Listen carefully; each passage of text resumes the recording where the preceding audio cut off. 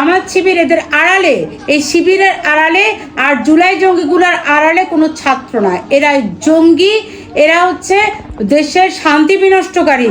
সালাউদ্দিন আম্মার, তাকে দেখলাম যে সে একটা বেলচা হাতে নিয়ে গালাগালি করছে এবং বলছে যে বাপের সঠিক জন্ম যদি হয় তাহলে ওই ছাত্রছাত্রীরা যেন ওইখান থেকে কেউ না নড়ে। সাধারণ ছাত্রছাত্রীদেরকে তিনি যেভাবে গালি দিচ্ছেন এবং ওদেরকে হুমকি দিচ্ছেন, আমরা এর আগেও দেখেছি আম্মার সে কি করেছে যে শিক্ষকদের সাথে আজে বাজে গালাগালি, হুমকি, এই যে নোংরা ব্যবহার, মারতে যাওয়া, তেড়ে যাওয়া, এগুলা কোনো সাধারণ ছাত্রের মানে ব্যবহার হতে পারে না। একজন সাধারণ ছাত্রের কাছ থেকে আমরা এটা কোনোভাবেই প্রত্যাশা করি না। তার মানে এই জামাত শিবির এদের আড়ালে, এই শিবিরের আড়ালে আর জুলাই জঙ্গিগুলোর আড়ালে কোনো ছাত্র নয়, এরা জঙ্গি, এরা হচ্ছে দেশের শান্তি বিনষ্টকারী।